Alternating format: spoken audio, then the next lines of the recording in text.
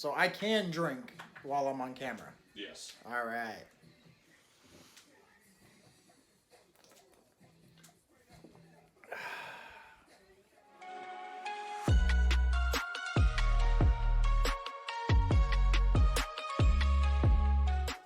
Hey everybody, welcome back to Whiskey and Freedom. Thanks for joining us. Go ahead and subscribe and hit that notification bell if you like what you see. Today we're talking about different veteran things. Obviously, drink a little bit. So this was this was suggested to us by a few friends. We're going to talk about the joys of coming home after a long deployment. And we're also going to talk about the transition from I was going to say automatic. The transition from, where the fuck did I get automatic from? I don't know. The transition from active duty to civilian. One of the hardest parts about leaving the military, honestly, for me, the hardest part was just leaving my friends. Even if friends went to different duty stations, like we lost contact, we were always there for each other. But when you get out, it's a different atmosphere.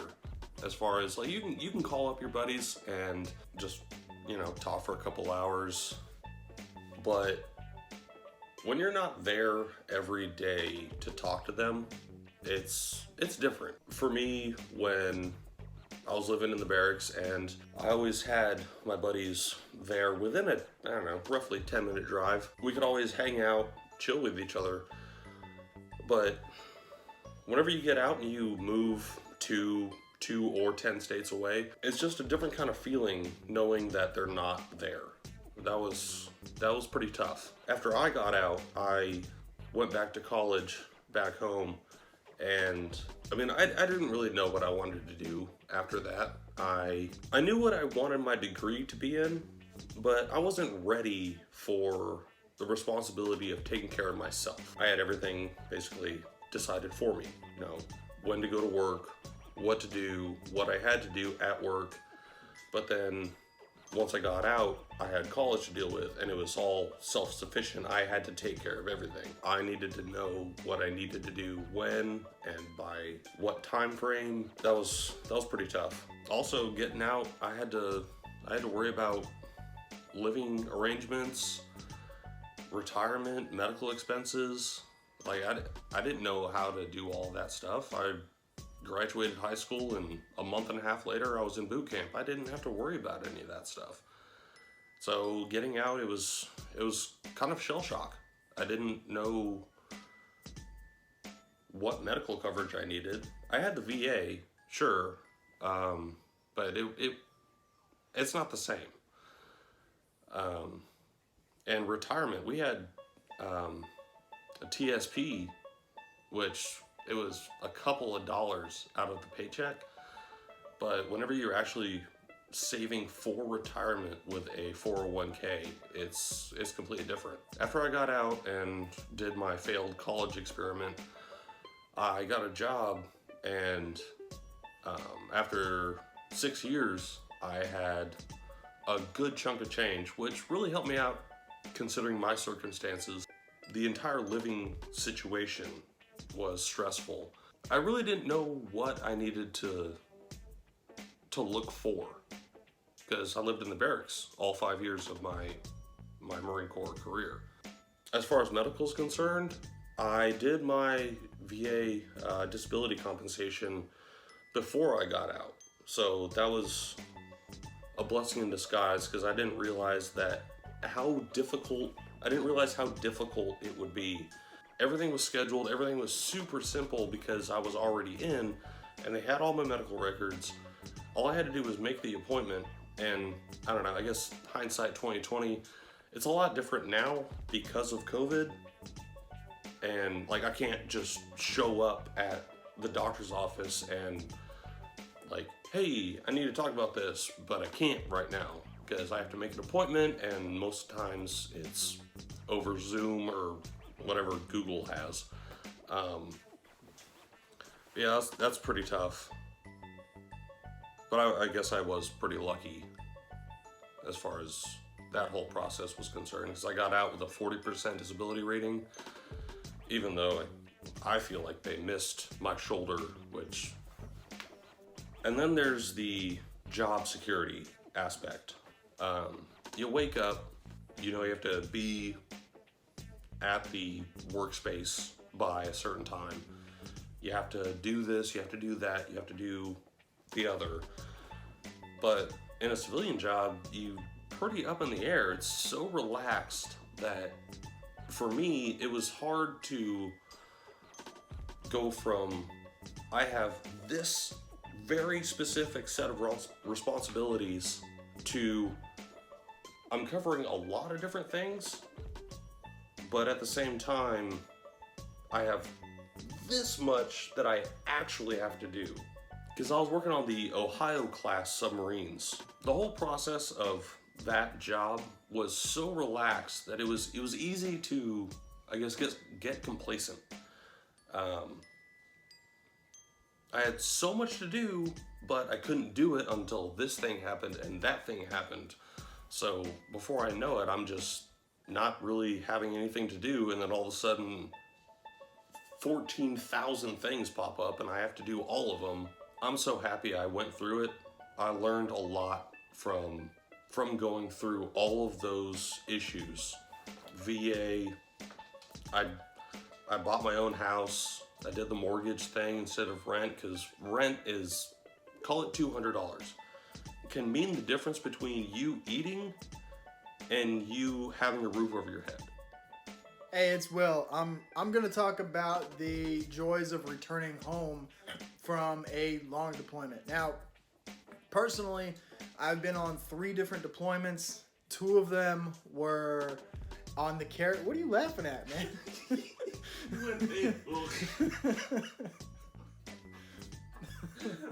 Hey, it's Will.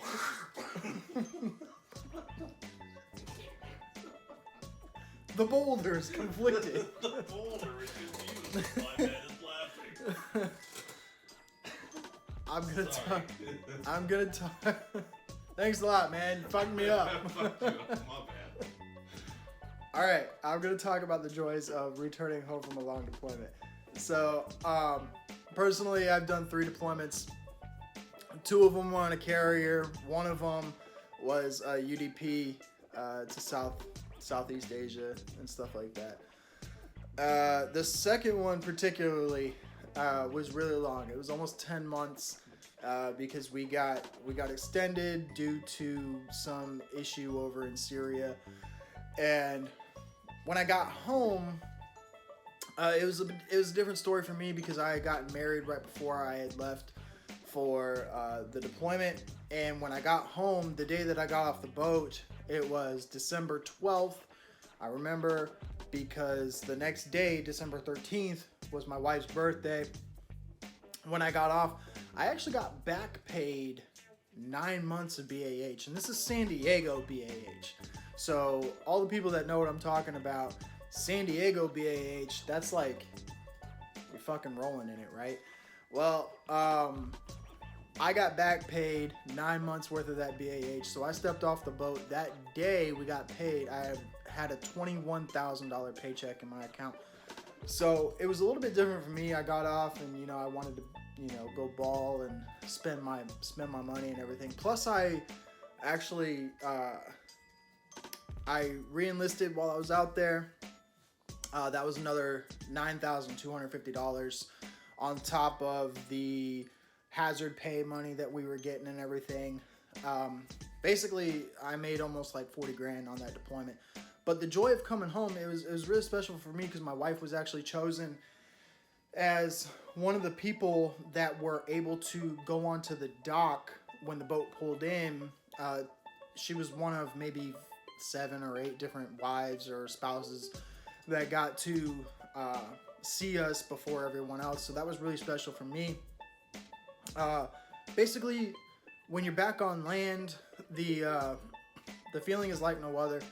You're free to do whatever you want. You're free to go anywhere without anyone's permission, which is the biggest thing on deployment. You have to ask for permission. You have to submit it through all these different levels and get it approved by so many different people. When you're back on land, you don't have to worry about any of that. So you can get in your car and just be like, okay, cool. I want to go here. I'm going to go here. Nobody can stop me. So that's really awesome. Basically, coming home from a long deployment means that you get a little bit of time off. Now, we're a little bit different because we're, F-18 squadron. We're still hitting the ground running. Granted, we still get the 96 off, and we get some time to, get back in the mix with our loved ones and stuff. But it's just an indescribable feeling, honestly, when you get back. It's probably one of the best feelings I've ever had, just knowing that you've done good, job well done to the unit, and now here, go ahead and take some time and readjust. Now, on the flip side, it is a bit weird, just because you've been gone for so long that it's almost as if you don't know how to quite act when you're back on U.S. soil. It does take a little bit of adjustment. It does take a little bit of getting used to. My wife always said that when I got home from deployment, I was a little bit different. That's just because I had to get into a groove while I was out there on deployment. I had to sort of disconnect myself from everyone at home in order to get the job done as best as I could. And when I got home, it did take a little bit of time for me to readjust. But overall, coming home from a deployment or a long deployment or whatever, even just a detachment that's maybe a month long, it's an amazing feeling, and there's almost no substitute for it in the world. So that's my take on coming home from a long deployment. I'm sure everybody has different experiences, but that's mine, and I just want to let you guys know, it's pretty cool when you get home. So, not to mention all the crowds and stuff, everybody cheering for you is pretty awesome. So, cheers to anyone that's still out there, still deployed. We know the struggle, and we can't wait for you to get home. Hey, we got a sponsor. Guess what? It's us. You like this shirt? Yeah, you like that shirt? I know you like that shirt. Look, it's Whiskey and Freedom, all right? This is also Whiskey and Freedom. I got to the hell with that stigma, because mental illness, things like that, fuck that stigma. We need to talk more about this, all right? I almost joined I don't give a shit what you almost joined. I only care if you joined, right? Nobody cares. Nobody gives a shit, all right? Save your bullshit story about your fucking shin splints and your fucking I'll punch a drill instructor in the face if he gets in my face. Fuck off, all right? We don't care. We only care if you joined, all right? Whiskey and Freedom. Head to the website, www.whiskeyfreedom.com. Pick yourself up a fucking shirt, represent, and be a badass. 22% of proceeds go to Till Valhalla Project. Not everybody has the same experiences, so we brought in our boy Jake from our last video. He's going to let you know what his experience was and how it differs from ours. Hey everybody, Jake Gardner back again. Boys over at Whiskey and Freedom asked me to make a short video about how transition from the Marine Corps back to civilian life was for me. And honestly, it wasn't an easy transition. I got out, and they do this 2-week seminar that's supposed to get you ready for the transition, because a lot of us were 18-year-old kids when we went in. We have no real-world experience of what it's like to be on our own.